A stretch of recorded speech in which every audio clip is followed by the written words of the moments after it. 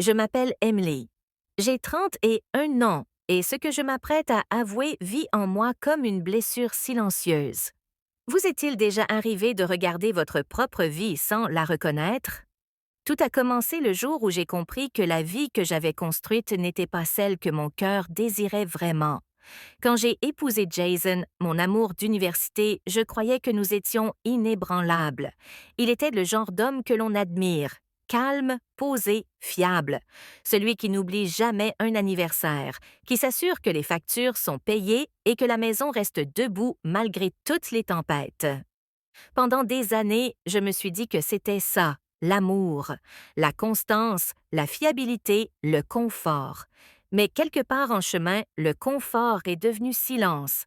Nos rires se sont éteints, remplacés par des emplois du temps et des soirées polies. J'ai essayé de me convaincre que c'était normal, que le vrai mariage parlait moins de papillons et davantage d'endurance. Mais au fond de moi, il me manquait le battement, l'élan, la sensation que l'amour pouvait encore me couper le souffle. Puis il y a eu Noah. Il n'était pas un étranger, c'était le plus proche ami de Jason, quelqu'un qui faisait partie de nos vies depuis des années. Et pourtant, soudain, il était différent. Il dégageait une énergie qui remplissait chaque espace où il entrait, une énergie qui rendait tout un peu plus vivant.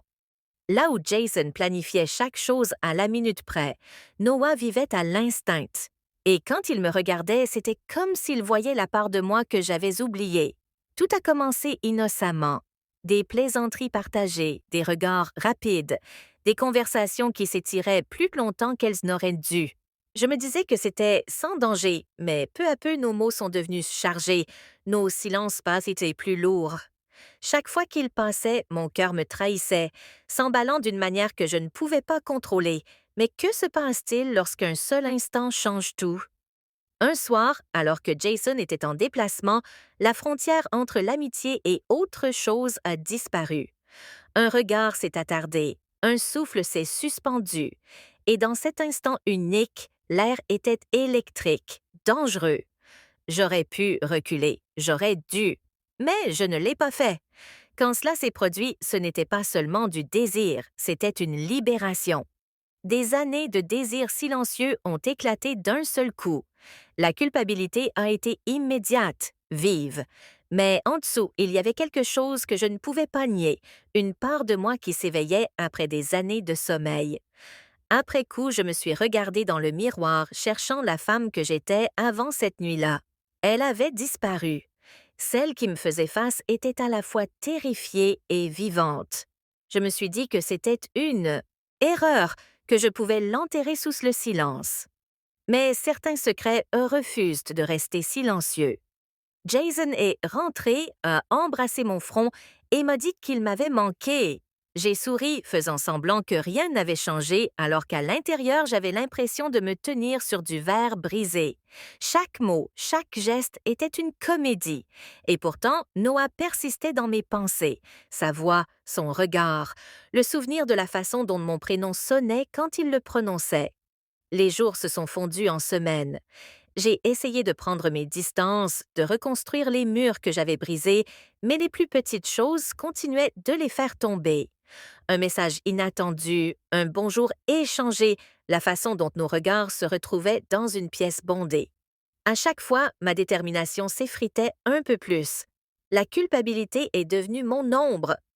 La nuit, tandis que Jason dormait à mes côtés, je revivais des moments que je n'aurais pas dû me rappeler.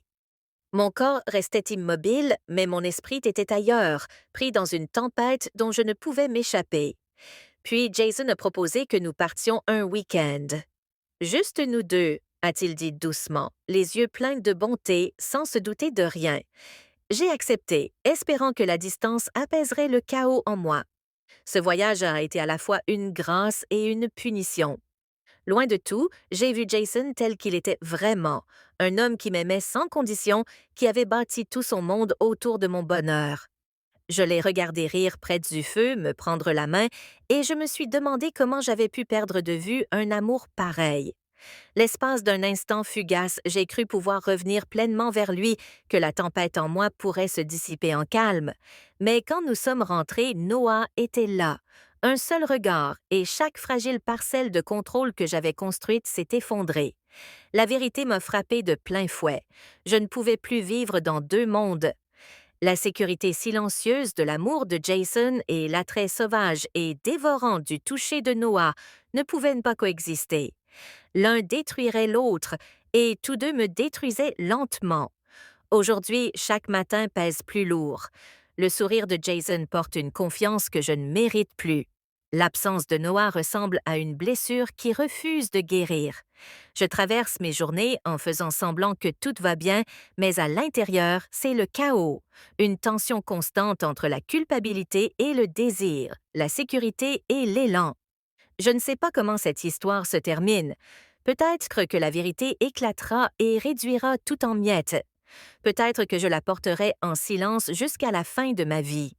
Tout ce que je sais, c'est que ce que j'ai ressenti avec Noah était réel, brut et effrayant, mais réel.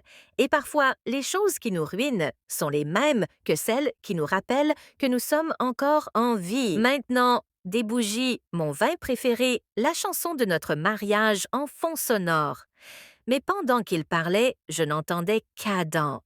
Sa voix, son rire, ces mots qui résonnaient dans ma tête. Tu mérites plus, Rachel. J'ai souri tout le long du dîner, faisant semblant d'être présente, alors que mon cœur était ailleurs. Plus tard, quand Michael s'est endormi à mes côtés, je suis restée à fixer le plafond. La culpabilité m'a traversée comme une tempête. C'est à ce moment-là que j'ai compris la vérité. J'avais dit oui à tout, sauf à la seule chose qui comptait vraiment, l'honnêteté. Le lendemain matin, je suis allée au travail et j'ai demandé à Adam de prendre un café à l'extérieur du bureau. Il avait l'air surpris, peut-être même nerveux. Assis l'un en face de l'autre, je lui ai dit que je ne pouvais plus vivre dans cette zone grise que nous avions créée. Tu as été gentil avec moi, ai-je dit. Tu m'as rappelé que je suis encore vivante, mais je dois retrouver ce sentiment sans toi. Il est resté silencieux un long moment, puis il a hoché la tête. Tu es plus forte que tu ne le crois, Rachel, a-t-il dit doucement, et c'est peut-être ça que tu devais découvrir depuis le début. Partir a été plus difficile que je ne l'imaginais. Le silence qui a suivi a été brutal, mais peu à peu, j'ai commencé à reconstruire. Pas seulement mon mariage, moi-même. J'ai recommencé à peindre. J'ai commencé à dire oui à de petites joies qui m'appartenaient, oui aux promenades matinales, oui au temps passé avec mes enfants, oui aux conversations avec Michael qui ne ressemblaient plus à des routines. Finalement, j'ai dit la vérité à Michael, pas au sujet d'Adam précisément, mais sur ce vide que je ressentais. Il ne l'a pas bien pris.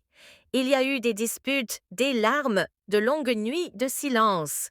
Mais petit à petit, nous avons retrouvé notre chemin.